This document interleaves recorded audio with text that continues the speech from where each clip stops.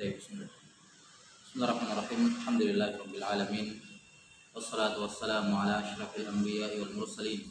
Nabiyina Muhammadin wa ala alihi wa sahbihi ajma'in. Asyhadu an la ilaha illallah wahdahu la syarika lah wa asyhadu anna Muhammadan 'abduhu wa rasuluh. Allahumma la 'ilma lana illa ma 'allamtana innaka antal 'alimul hakim. Amma ba'd. Dan masih fi syarhi kitab Al-Waraqat dari Imam Abdul Malik bin Abdullah bin Yusuf Syahir di Imam Al-Haramain Muntaf Sana 78 wa 400 Al-Hijrah An-Nabawiyah. Qala rahimahullah qaulus sahabi. Baik, Prof.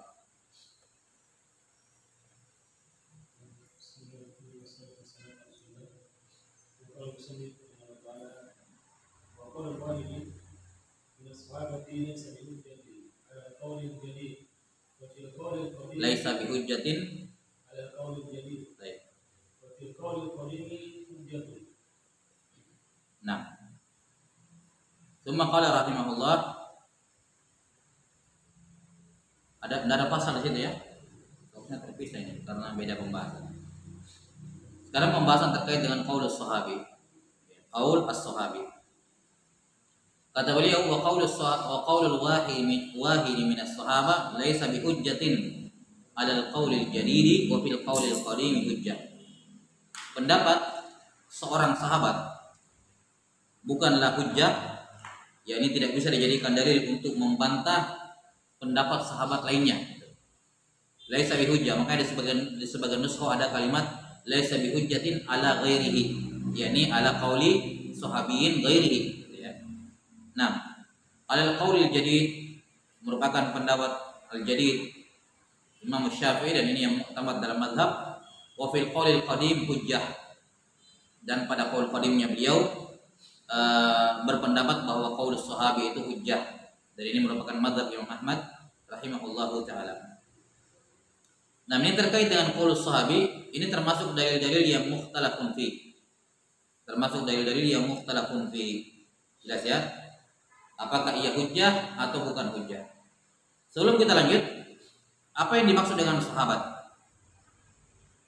As-sahabi, definisi sahabat ini secara umum adalah, kalau dalam ilmu hadis tentunya sahabat adalah man laqiyan nabiyya sallallahu alaihi wasallam mu'minan bihi wa mata 'alal Islam. Ya. Memata atau man laqiyan nabiyya sallallahu alaihi wasallam. Sahabat adalah seorang yang mengumpulkan 3 syarat pada dirinya. Yang pertama, dia berjumpa dengan Nabi sallallahu alaihi wasallam. Berjumpa di sini apakah melihat atau tidak melihat, seperti sahabat yang buta. Yang penting berjumpa. Melihat atau tidak melihat. Baik. Kemudian berjumpa di sini mencakup dia yang melihat Nabi sallallahu alaihi wasallam walaupun Nabi tidak melihat dia. Atau sebaliknya, Nabi sallallahu alaihi wasallam melihat dia tapi dia tidak melihat Nabi sallallahu alaihi wasallam. Intinya berjumpa. Baik saling melihat, tidak melihat tidak disertai dengan melihat Nabi sallallahu alaihi wasallam, ataukah disertai dengan melihat baik 2 arah maupun cuma satu arah. Ini termasuk sahabat, ada orang melihat Nabi Muhammad SAW tapi beliau tidak melihat dia. Seperti misalnya sahabat di Haji Wada, ya kan? Haji Wada kan dari mana-mana. Ketika Nabi SAW berkhutbah, ya semua orang melihat ke Nabi SAW, maka semua orang ini adalah sahabat. Walaupun Nabi SAW tidak melihat kepada mereka satu persatu, gitu ya. Nah, atau sebaliknya, dia melihat Nabi SAW melihat dia, tapi dia yang tidak melihat Nabi SAW. Misalnya sahabat-sahabat yang Nabi SAW melihat mereka ketika masih kecil, seperti sahabat Abdullah bin Abi Talha itu, ya. Yang mana dia masih kecil, Nabi SAW mentahnik dia, melihat dia, tapi tentunya ru'yatnya dia kepada Nabi SAW yakni tidak teranggap, karena anak kecil kan baru lahir belum melihat.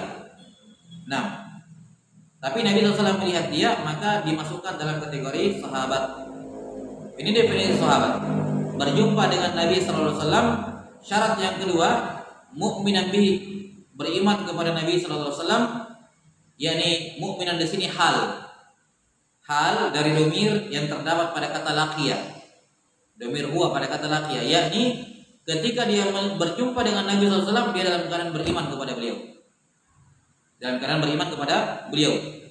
Kemudian wa mata ala Islam, meninggal di atas keislaman. Meninggal di atas Islam. Maka ini 3 syarat sahabat, ini syarat murakkabah. Atau syarat murakkabah ya, gabungan. Harus 3-3-nya ada. Meninggal di atas al-Islam. Baik. Ini definisi hadis definisi sahabat indal muhadditsin. Baik. Nah, apa istilahnya? Kepentingan muhadditsin terhadap sahabat itu beda dengan kepentingannya usuliyin wal fuqaha terhadap sahabat. Kalau kepentingannya muhadditsin terhadap sahabat adalah untuk menentukan hadisnya mursal atau tidak, ya kan? Mursal atau tidak. Apakah ini sahabat hadis ada sahabatnya atau tidak? Nah, apakah yang meriwayatkan dari Nabi SAW ini seorang sahabat atau bukan? Itu kepentingannya muhadditsin terhadap sahabat. Adapun kepentingannya usuliyin dan fuqaha terhadap sahabat itu bukan dari kacamata riwayat seperti tadi, tapi dari kacamata apakah ucapannya sahabat itu hujjah atau bukan hujjah. Yani apakah sahabat ini sampai dalam jenjang mujtahid, jelas sampai sini, atau tidak. Kalau dia sampai pada jenjang mujtahid, apakah ijtihad dia bisa dipakai untuk membantah ijtihad sahabat lain yang sama-sama mujtahid atau tidak? Itu kepentingannya usulin. Karena itulah kalau disebutkan dalam buku-buku mustalah hadis bahwa usulin memberikan sahabat atau memberikan syarat tambahan yang namanya sahabat harus lama mulazamahnya dengan Nabi SAW. Ada yang memberikan batasan setahun, ada yang menyebutkan begini ya. Jelas ya? Nah, ketika usulin mengatakan bahwa sahabat tidak cukup berjumpa dengan Nabi SAW, tapi harus tulul mulazamah dengan Nabi SAW, maka ini syarat tidak bertentangan dengan definisi sahabat di kalangan muhaddisin. Kenapa? Beda kepentingan mereka. Di matanya muhaddisin semua sahabat itu sama. Di kalangan usuliyin tidak. Ya. Secara umum di kalangan muhaddisin semua sahabat itu sama. Ya. Menghilangkan hukum mursal dari satu hadis. Tapi di kalangan usuliyin sahabat itu satu dengan yang lain berbeda. Tentu saja yang dipandang di kalangan yang dibahas akwalnya di kalangan sahabat, ya, di mata usulin hanyalah sahabat-sahabat yang sampai dalam rutbah ijtihad, sampai dalam jenjang mujtahid mutlak. Sampai dalam jenjang apa? Sampai dalam jenjang mujtahid. Kenapa? Karena ucapan mereka lah yang mu'tabar, ucapan mereka lah yang dibahas apakah hujjah atau bukan. Karena syarafus suhbah itu berbeda dengan rutbatul ijtihad. Jadi syarafus suhbah syai', rutbatul ijtihad syai'un akhar. Kemuliaan seorang sebagai seorang sahabat itu keutamaan tersendiri, tapi keberadaan sahabat sampai dalam jenjang ijtihad itu masalah yang berbeda. Jadi tidak semua sahabat sampai dalam jenjang ijtihad. Seorang sahabat Arabi yang kencing di masjid di kalangan muhaddisin dia sahabat, tapi di kalangan usuliyin enggak teranggap. Yani bukan sahabat seperti itu yang kami bahas di kalangan usuliyin, gitu ya maksudnya. Bukan sahabat secara definisi hadis, ya dia sahabat sebagai status iya, tapi bukan sahabat ini yang kami bahas di kalangan usuliyin. Yang kami bahas adalah sahabat yang tulul mulazamah, yang memang menuntut ilmu serius dari Nabi Sallallahu Alaihi Wasallam. Paham ya? Nah, sahabat ini yang dibahas di kalangan usuliyin, bukan semua sahabat. Baik. Jelas ya?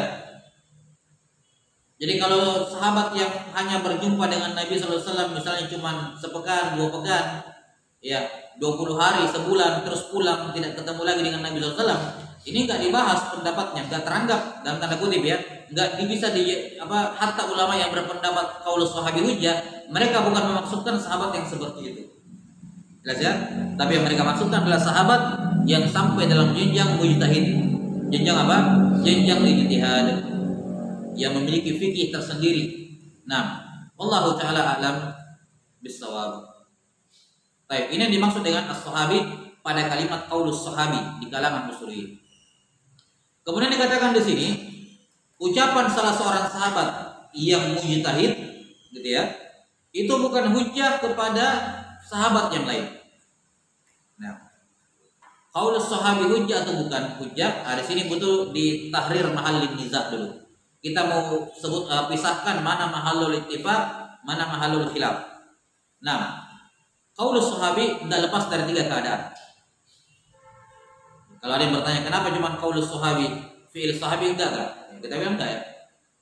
Beda dengan fi'il nabi. Kalau fi'il sahabi kan ihtimalnya terlalu banyak. Paham ya? Bisa jadi sahabat melakukan sesuatu karena khawatir fitnah, melakukan sesuatu karena pertimbangan ini dan itu bisa jadi. Tapi jelas bukan berdasarkan wahyu. Tapi kalau qaulus sahabi itu ada ihtimal itu wahyu dari Nabi, afwan itu wahyu sama seperti kalau dia peroleh dari Nabi Shallallahu Alaihi Wasallam. Nah, maka qaulus sahabi tidak lepas dari tiga keadaan. Keadaan yang pertama adalah ucapan sahabi yang bukan dalam ranah ijtihad. Qaulus sahabi yang bukan dalam ranah ijtihad. Ini kalau dalam mustalah hadis disebut dengan istilah apa? Mauquf lafzan wa marfu' hukman. Yani hadis mauquf yang memiliki hukum marfu'. Seperti ucapan sahabat tentang perkara gaib. Ya, perkara gaib. Ini jelas hujjah. Ketika sahabat mengabarkan tentang perkara gaib, kan tidak mungkin dari kantongnya, pasti dari Nabi sallallahu alaihi wasallam. Maka ini ucapannya dijadikan hujjah, dijadikan dalil, bisa. Dan ini bila khilaf, bukan ini perselisihan kita, bukan ini yang khilaf. Ini ittifaq, sepakat para ulama, qaulus sahabi yang bukan majalil ijtihad fihi itu adalah hujjah. Misalnya dalam perkara-perkara gaib, ya. Atau misalnya dalam perkara-perkara tauqifiyah. Jelas ya? Perkara-perkara apa? Tauqifiyah. Apa itu tauqifiyah? Ini tidak mungkin sahabat bikin-bikin, pasti dari Nabi sallallahu alaihi wasallam. Misalnya diriwayatkan dari sebagian sahabat mereka sholat gerhana 6 kali ruku, 4 kali sujud. Kalau 4 kali sujud jelas ya, kan satu kali rakaat kan 2 sujud ya. Berarti kan 4 kali sujud, betul. Tapi ini 6 kali ruku. Yang ma'ruf kan 4 kali ruku. Tapi diriwayatkan dari sebagian sahabat ada yang sholat gerhana 6 kali ruku. Di Al-Fatihah ruku, bangkit lagi baca Al-Fatihah, ruku lagi, ya, bangkit lagi baca Al-Fatihah, baru ruku, baru i'tidal, baru sujud. 3 kali sujud setiap rakaat. Jadi 6 kali sujud, 6 kali ruku, 4 kali sujud. 4 kali sujud normal. Yang tambahan ini 3 kali 6 kali ruku. Artinya satu rakaat ada 3 kali ruku. Ini ada diriwayatkan sebagian sahabat mengamalkan amalan ini. Nah, kalau kita berbicara mengenai kaifiyat salat kan tidak mungkin sahabat bikin-bikin. Jelas ya? Ini perkara tauqifiyah, tata cara ibadah, kaifiyat ibadah tauqifiyah. Tidak mungkin dari kantongnya sahabat. Karena itulah Imam Syafi'i rahimahullah mentaklik hukum ini. Kata beliau, "Lau sabata laqultu bihi."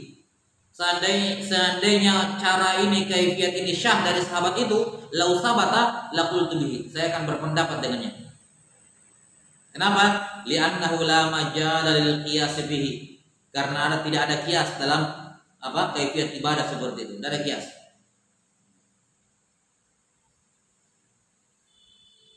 Baik. Sudah ya?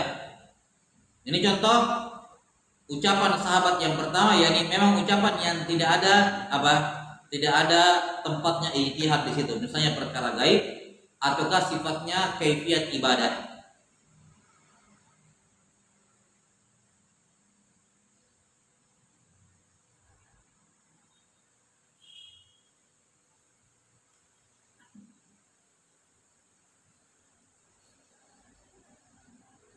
Keadaan yang kedua dari ucapan sahabat, dari ucapan Syafi'i, lau sabata laqultu bihi li'annahu la majala lil qiyas.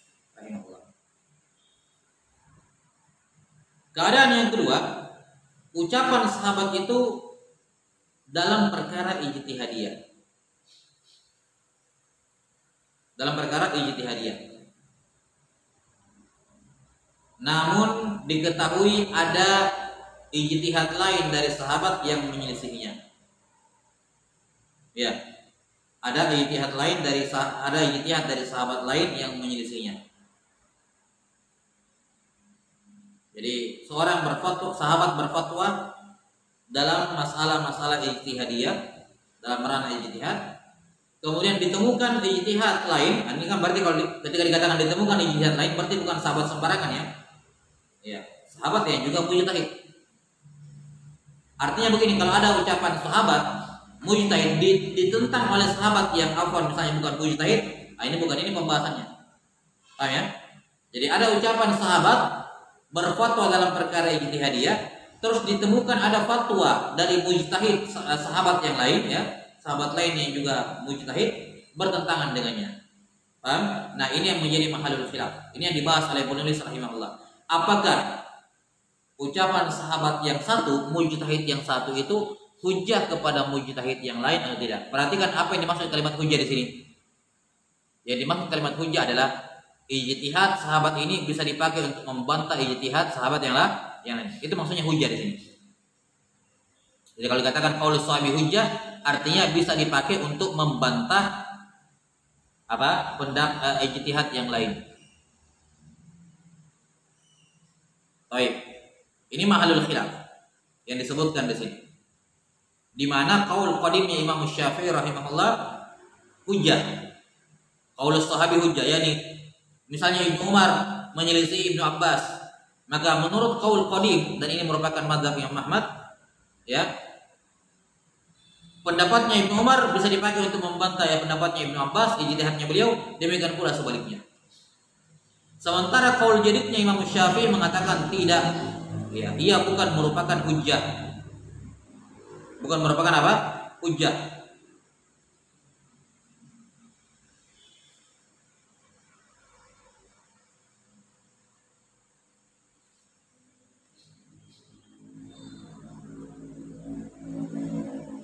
Nah,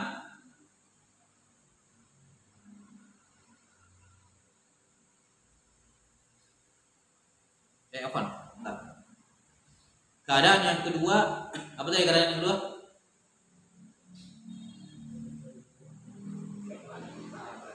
Ijtihad sahabat diselisihi oleh ijtihad sahabat yang lain.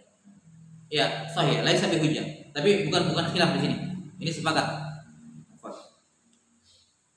Iya, di sini bukan mahalul khilaf. Di sini apa? Di sini sepakat bahwa ucapan sahabat yang satu tidak bisa dipakai untuk membantah sahabat yang lain. Nah, ini bukan mahalul khilaf di sini. Ini masih dalam mahalul ittifaq.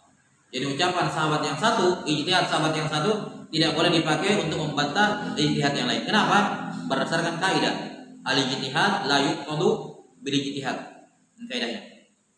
Ijtihad yang satu tidak bisa dipakai untuk membatalkan ijtihad yang lain.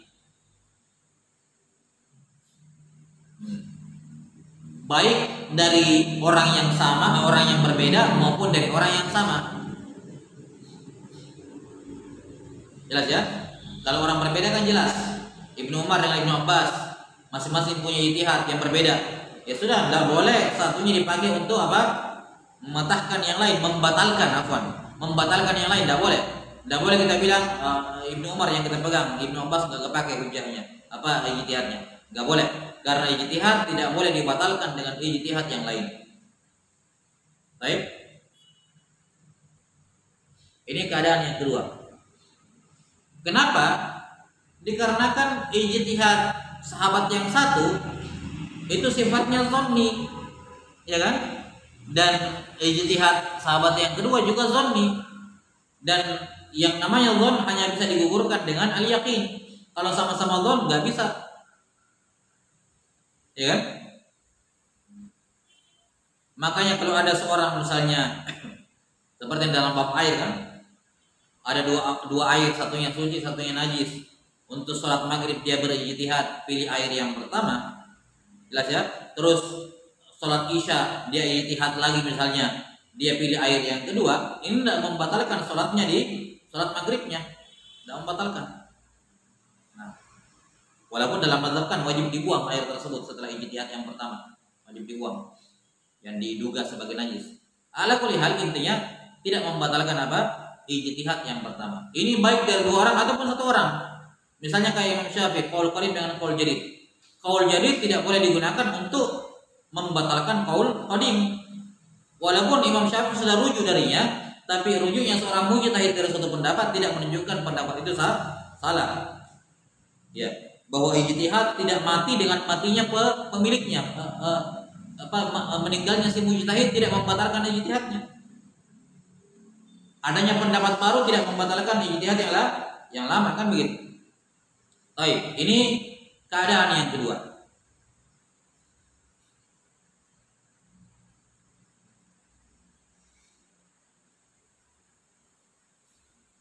Contoh masalah ini seperti dalam penafsiran aulamastumun nisa pada ayat tentang wudu, yang nawaqidul wudu, atau kalian menyentuh wanita. Abdullah bin Umar radhiyallahu anhu menafsirkan lamastumun nisa dengan makna hakiki. Ya, lamastumun nisa, yakni lamastumun nisa bermakna menyentuh dengan tangan. Kata Ibnu Umar radhiyallahu anhu, maksud lamastumun nisa yakni jassaha biyadihi, menyentuh dengan tangan. Sementara Ibnu Abbas menafsirkan lamasa di sini bermakna majaz, kiasan, yakni berhubungan suami istri. Berhubungan suami istri. Baik. Maka di sini kita tidak boleh serta-merta mengatakan enggak, pendapatnya Ibnu Abbas batal dengan ijtihadnya Ibnu Umar. Enggak bisa. Demikian pula sebaliknya, enggak bisa saling dibatalkan satu sama lain. Perhatikan kalimat tidak bisa saling dibatalkan bukan berarti tidak ada yang salah ya.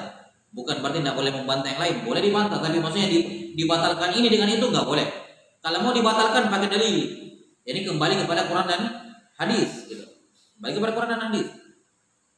Kita katakan ini ijtihadnya lemah berdasarkan ini. Bukan dikatakan ini ijtihadnya lemah karena bertentangan dengan ijtihadnya itu. Enggak. Paham ya? Itu maksudnya. Ijtihad tidak boleh dibatalkan dengan ijtihad. Jadi tidak boleh kita mengatakan ijtihadnya Ibnu Abbas di sini keliru. Kenapa keliru? Karena bertentangan dengan ijtihadnya Ibnu Umar. Oh enggak. Enggak bisa seperti itu. Tapi kita bisa katakan misalnya ijtihadnya Ibnu Abbas keliru karena bertentangan dengan karena kurang tepat, ya tidak sejalan dengan Quran dan hadis misalnya. Zahir Quran dan zahir hadis misalnya. Dikembalikan ke situ. Jelas ya? Adapun mengatakan lemah karena bertentangan dengan ijtihadnya Ibnu Umar, enggak bisa. Karena pendapatnya Ibnu Umar tidak lebih layak dipegang dibandingkan apa? Pendapatnya Ibnu Abbas. Yang menjadikannya layak hanya karena lebih sesuai dengan zahir dalil. Baik. Keadaan yang ketiga, ini mahalul khilaf, afwan. Keadaan yang ketiga yaitu seorang sahabat mengucapkan suatu fatwa, berfatwa dengan suatu fatwa dalam perkara yang perkara ijtihadiyah, ditemukan gitu ya.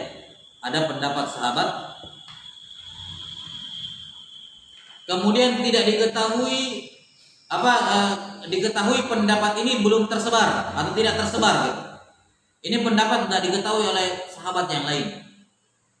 Ini pendapatnya tidak tersebar. Jelas ya? Dan juga tidak diketahui ada sahabat yang mengingkarinya. Enggak diketahui ada sahabat yang mengingkarinya. 6. Saya ulangi, jenis yang ketiga, ucapan seorang sahabat fatwa mereka dalam suatu perkara ijtihadiyah di mana pendapatnya ini tidak tersebar, tidak diketahui oleh banyak orang, gitu ya. Tidak tersebar dan tidak diketahui ada mukhalif dari kalangan sahabat lain. Tidak diketahui ada yang menentangnya dari sahabat yang lain, mengingkarinya dari sahabat yang lain. Ini jenis yang ketiga. Jadi perhatikan dua qaid, fihi qaidan. Ucapan sahabat dalam perkara ijtihad, satu, dia tidak tersebar, yang kedua, enggak diketahui ada mukhalif. Baik. Ini dua qaid. Kalau kita hilangkan dua kaidnya, dua-duanya. Misalnya, kita tahu ucapan sahabat itu tersebar dan tidak diketahui ada mukhalif. Maka ini masuk dalam kategori ijma suku yang telah berlalu. Ya, ada ucapan seorang sahabat tersebar diketahui oleh yang lain, tapi tidak ada yang mengingkari. Maka ini apa? Ijma suku dia hujjah menurut jumhur. Hujjah menurut jumhur. Ijma suku yang telah berlalu. Di pembahasan ijma. Jadi kalau ada ucapan sahabat tersebar dan tidak ada pengingkaran, maka bukan itu pembahasan kita. Itu maksudnya di ijma sukuti. Baik.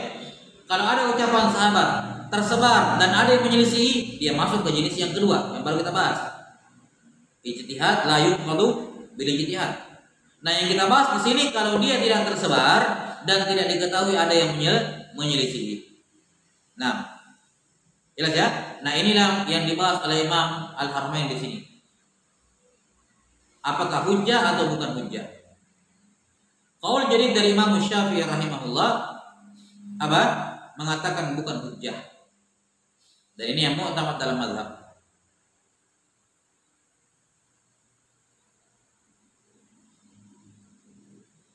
Sementara qaul qadim Imam Syafi'i, dan ini merupakan pendapat Imam Ahmad juga, mazhab Imam Ahmad, mengatakan bahwa qaulus sahabi dalam bentuk seperti ini adalah hujjah, yang bisa dijadikan sebagai dalil. Nah,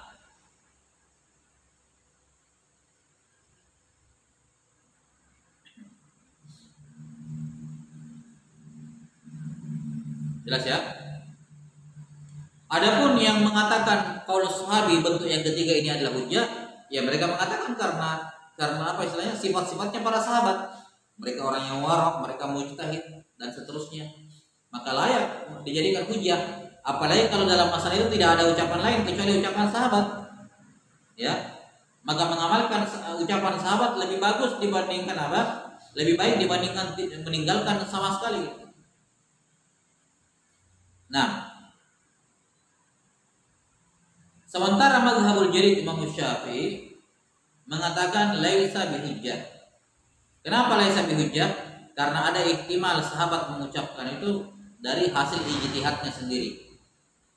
Sudah disebutkan kan? Ini kan jenis yang kedua adalah ucapan sahabat dalam ranah ijtihad. Nah, ini kalau ini fix sebagai ranah ijtihad, ya para sahabat tidak maksum. Sahabat itu maksum ketika mereka sepakat. Ya kan? Adapun pujian Allah kepada mereka, pujian itu tidak mesti kepada orang yang pendapatnya benar. Pujian itu bisa ditujukan kepada orang yang pendapatnya keliru, tapi sudah melakukan semua usaha dengan benar. Makanya hakim kalau salah dapat satu pahala, dipuji dapat satu pahala. Padahal jawabannya salah. Jadi masalah keutamaan sahabat, fadilah mereka tidak ada hubungannya dengan pendapat mereka benar terus gitu, enggak. Mereka tidak maksum dalam perkara ijtihadiyah. Jelas ya? Nah, karena itulah masyhur ucapan dari Imam Syafi'i rahimahullah ketika ditanya tentang ijtihadnya seorang sahabat yang tidak tersebar, ya, yang tidak tersebar dan tidak ada pengingkaran padanya, kata Imam Syafi'i rahimahullah, wa kaifa uqallidu man law asartuhu lahajajtuhu. Wa kaifa uqallidu man law asartuhu lahajajtuhu. Kata Imam Syafi'i rahimahullah, bagaimana bisa saya bertaklid kepada orang yang seandainya saya hidup di zamannya saya akan mendebat dia. Jelas ya? Jadi saya bisa kritisi pendapatnya, ijtihadnya, kata Imam Syafi'i. Ini tentunya bukan dalam konteks merendahkan sahabat ya. Konteksnya adalah beliau, para sahabat ketika berijtihad, ya sama seperti manusia yang datang setelahnya. Sama-sama mujtahid dan masing-masing muhtamal benar atau salah. Makanya Syafi'i mengatakan rahimahullah, kaifa uqallidu man law asartuhu lahajatu. Bagaimana bisa saya bertaklid mengikuti ucapan seorang sahabat? Ingat ya, ini jenis yang ketiga tadi. Yang seandainya saya sezaman dengan dia, saya akan bantah pendapatnya. Nah, gitu. Saya bisa adu argumen dengan dia. Baik.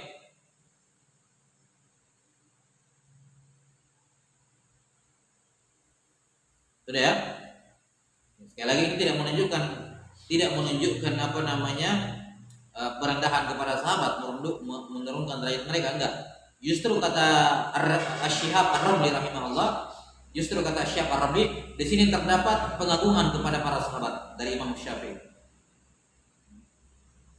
Dari sudut pandang bahwa para sahabat itu, kalau mereka mengetahui kebenaran, walaupun derajatnya dari orang yang di bawah dia, seperti Imam Syafi'i, mereka tetap akan menerimanya dan merujuk kepada pendapat yang benar, walaupun kebenaran diucapkan oleh selain sahabat.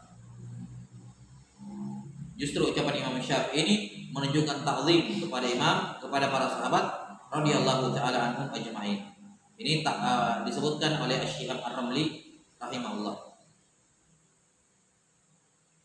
menunjukkan bahwa sahabat selalu rujuk kepada kebenaran walaupun diucapkan oleh orang yang derajatnya di bawah mereka, seperti Imam Syafi'i yang bukan sahabat. Baik. Sudah ya, ini dua pendapat dalam masalah ini. Karena itulah ma'ruf Imam Syafi'i rahimahullah dalam banyak permasalahan, ketika dalam permasalahan itu yang ada cuma ucapan sahabat, jelas ya, beliau tidak berdalil dengannya, tidak berhujjah dengannya. Nah,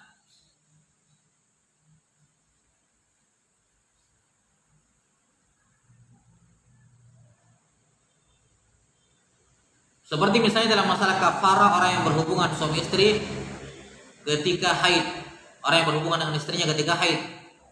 Ini kan ada hadis dari Ibnu Abbas, cuman yang sahih hukumnya mauquf dari beliau, tasaddaq bi dinar aw bi nisfi dinar, bersedekah dengan 1 dinar atau setengahnya. Ini asar mauquf dari Ibnu Abbas radhiyallahu anhu. Ada yang meriwayatkan secara marfu, tapi yang sahih mauquf. Nah, Imam Syafi'i ini konsekuensi hadisnya ini wajib untuk bayar kafarah. Ini pendapat Imam Ahmad, wajib bayar kafarah. Kenapa? Boleh berpegang dengan pendapat Ibnu Abbas. Enggak ada sahabat lain apa? Tidak ada pendapat lain di kalangan sahabat selain daripada ini. Dan tidak diketahui pendapat ini tersebar. Yang Ahmad mengatakan wajib bayar kafarah. Jelas ya? Yang Syafi'i mengatakan tidak. Kenapa tidak? Karena yang ada cuma ucapan sahabat, dan ucapan sahabat bukan hujjah. Walaupun demikian, mura'atun lil khilaf, untuk menjaga khilaf dengan Imam Ahmad yang mewajibkan, para fuqaha Syafi'i mengatakan sunnah bayar kafarah. Sunnah bayar kafarah, tapi tidak wajib, enggak diamalkan itu. Nah,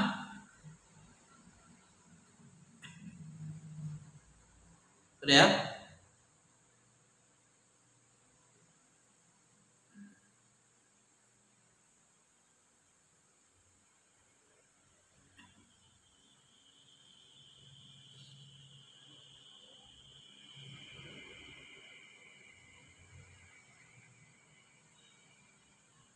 Contoh lain misalnya ucapan Aisyah radhiyallahu anha. Ucapan Aisyah radhiyallahu anha. Beliau berkata, "Halatil umratu fi jami'is sana." Halatil umratu fi jami'is sana illa fi arba'ati ayyam. Kata Aisyah radhiyallahu anha, umrah boleh sepanjang tahun kecuali 4 hari. Umrah boleh sepanjang tahun kecuali 4 hari. Yang pertama Yaumu Arafah, yang kedua Yaumun Nahar, wa yaumani ba'da dzalik, dan 2 hari setelah penyembelihan, yakni 11 dan 12 Zulhijjah. Katanya ada 4 hari dalam setahun yang tidak boleh dipakai umrah. Selainnya boleh, yaitu 9, 10, 11, 12 Zulhijjah, 4 hari ini.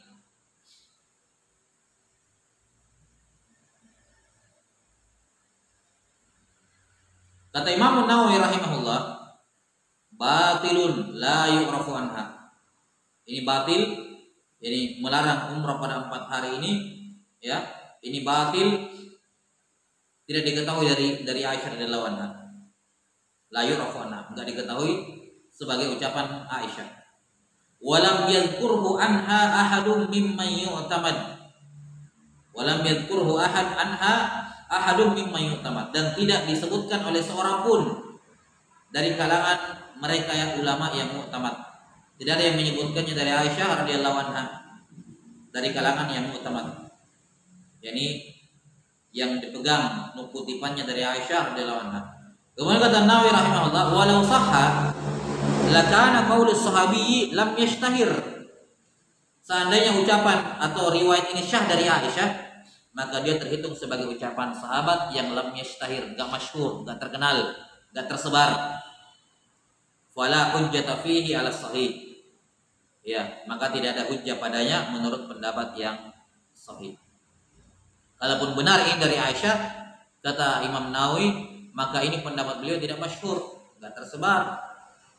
Nah, karenanya bukan hujjah. Baik, wallahu taala a'lam bis-shawab.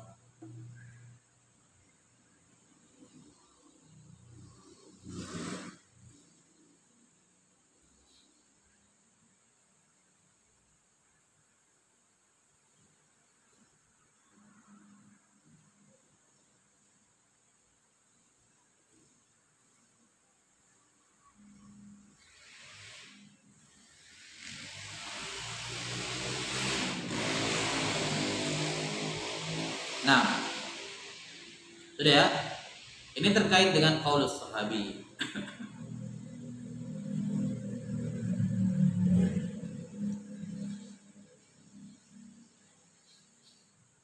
Kemudian penutup terkait dengan apa-apa saja yang memiliki hukum sama seperti qaulus sahabi. Ya, kalau yang mu'tamad madzhab enggak ada bedanya ya. Tapi menurut ulama yang mengatakan hujjah, maka mengetahui lafaz-lafaz yang menunjukkan itu pendapat sahabat penting. Misalnya sahabat mengatakan apa? Atau lagi membedakan antara qaulus sahabi dengan qaulun Nabi sallallahu alaihi wasallam ini perkara yang penting. Makanya di mustalahul hadis kan dibahas terkait dengan hadis mauquf tapi memiliki hukum marfu. Nah, ini kurang lebih sama lah di sini. Kalau hadis marfu jelas hujjah. Nah, hadis yang zahirnya mauquf tapi punya hukum marfu itu juga apa? Itu juga hujjah. Itu juga hujjah. Jelas ya? Mauquf tapi punya hukum marfu itu juga hujjah. Sama kalau Nabi SAW menyatakannya nih. Dalam mustalah misalnya antum sudah lewati kayak ucapan sahabat apa? Minas sunnati kadza. Ya, minas sunnati kadza atau umirna bikadza. Nuhina an kadza, kami dilarang, kami diperintah. Jelas ya? Ini semua tidak masuk dalam pembahasan qaulus sahabi karena ia masuknya ke hukum hadis marfu.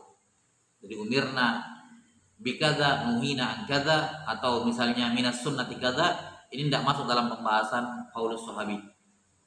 Ya, dia masuknya ke pembahasan sunnah hadis Nabi sallallahu alaihi wasallam yang memiliki hukum marfu. Saya insyaallah setelah ini. Baik.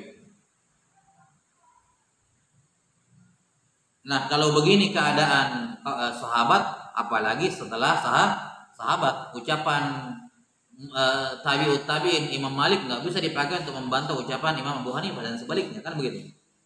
Ya, yang bisa membantahnya, membatalkannya hanyalah dalil. Ya, yang bisa membatalkannya adalah dalil. Adapun mengatakan pendapat Imam Abu Hanifah salah, kenapa? Karena menyelisih Imam Malik, nggak benar. Nggak bisa membatalkan suatu ijtihad berdasarkan ijtihad yang lain. Harus perkara yang meyakinkan, yakni dalam artian apa? Harus disanggah oleh dalil Al-Quran maupun sunnah ataupun ijma. Saya kira cukup.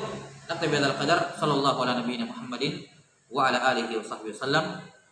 Subhanakallahumma bihamdik asyhadu an la ilaha illa anta astaghfiruka wa atubu ilaik. Alhamdulillahirabbil alamin.